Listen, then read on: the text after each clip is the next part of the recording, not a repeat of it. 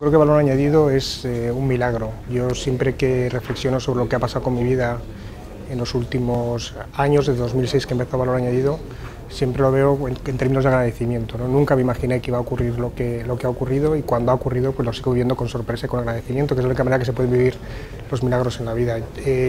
Esto empezó como un divertimento, coincidió con una época muy crítica a nivel financiero, tuvo una cierta expansión en términos de audiencia y esto ha consolidado el blog como uno de los de referencia en España.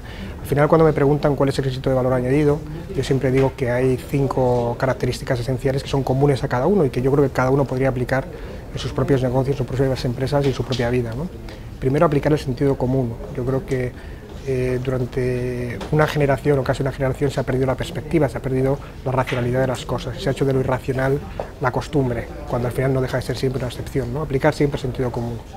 En segundo lugar, tener perspectiva. Yo creo que en un mundo tan interconectado y tan global como este no puedes limitarte a una apreciación local o regional de las cosas, sino que tienes que ver cómo las cosas interactúan a nivel global, ¿no? En tercer lugar, profundidad, es decir, no quedarte en la superficie, rascar en las cosas, ver lo que hay de verdad detrás de las cosas, ¿no? En cuarto lugar, consistencia. Si uno toma una posición y las circunstancias que le llevan a tomar esa posición no ha cambiado a lo largo del tiempo, pues tiene que mantenerlas. Esto pasa mucho en el mercado financiero, ¿no? Donde muchas veces dicen que te puedes arruinar antes de que estalle una burbuja, ¿no? Apostando contra ella. Es verdad, ¿no? Pero eso no quita que no seas consistente. Y quinto, que quizás tendría que ir anterior a lo otro, pues el tomar una postura.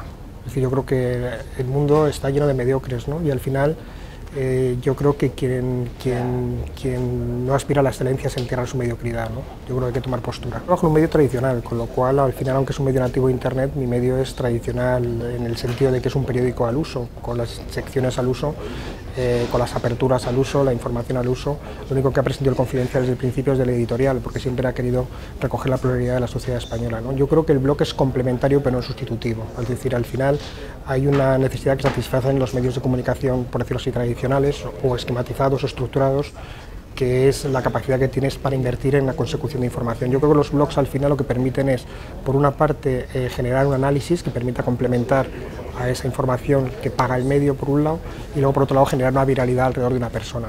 Pero yo creo que al final esos dos elementos son, ya te digo, complementarios y no sustitutivos del medio tradicional. Y de hecho el paso del tiempo está demostrando que así es. Los intentos que ha habido hasta ahora de desarrollo de blogs, quizás el que más desarrollo ha tenido ha sido Huffington Post, que era aterrizada en España, pero Huffington Post lo está complementando cada día más con la información propia. En general la crítica es legítima, ¿no? Porque al final se ha asociado en las personas que han seguido las escuelas de negocios, sobre todo en el ámbito estadounidense, mucho al ámbito financiero y al cortoplacismo que ha imperado en la sociedad. Ahora estamos viviendo la corriente contraria, ¿no? Yo creo que el estallido de la crisis ha provocado 3 fenómenos simultáneos, ¿no?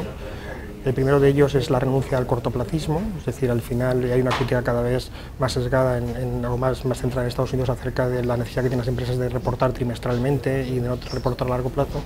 En segundo lugar, la asunción de responsabilidad sobre las propias acciones, que se está viendo ya con la exigencia de medida responsabilidad contra determinadas personas que han regido la sociedad. Y en tercer lugar, la sensación de inmanencia, es decir, que al final la inmanencia significa que los actos que tú haces perduran en el tiempo, que ganar dinero un mes no te constituye como persona, no te consolida de cara al futuro, y que sin embargo ser una persona inmanente que genera valor permanente en la sociedad es lo que al final te determina. Es el ejemplo de Amancio Ortega frente al ejemplo del trader de la bolsa de Nueva York. El panorama se complica por momentos, ¿no? Porque todo lo que no se ha hecho está pasando factura y todo lo que se ha hecho mal está pasando más factura todavía, ¿no? Si me preguntas a nivel global, estamos en un momento excepcionalmente positivo, paradójicamente, es decir, el mundo nunca ha crecido al ritmo que está creciendo actualmente, el PIB mundial ha doblado en los últimos 20 años, se prevé que doble en los próximos 20 años, hay unos fenómenos de demanda brutales como consecuencia de la incorporación de China e India al mundo capitalista, hay un cambio sustancial que es un paradigma que es Internet, que permite cambiar todos los procesos y que va a cambiar la manera que percibimos las relaciones y las transacciones.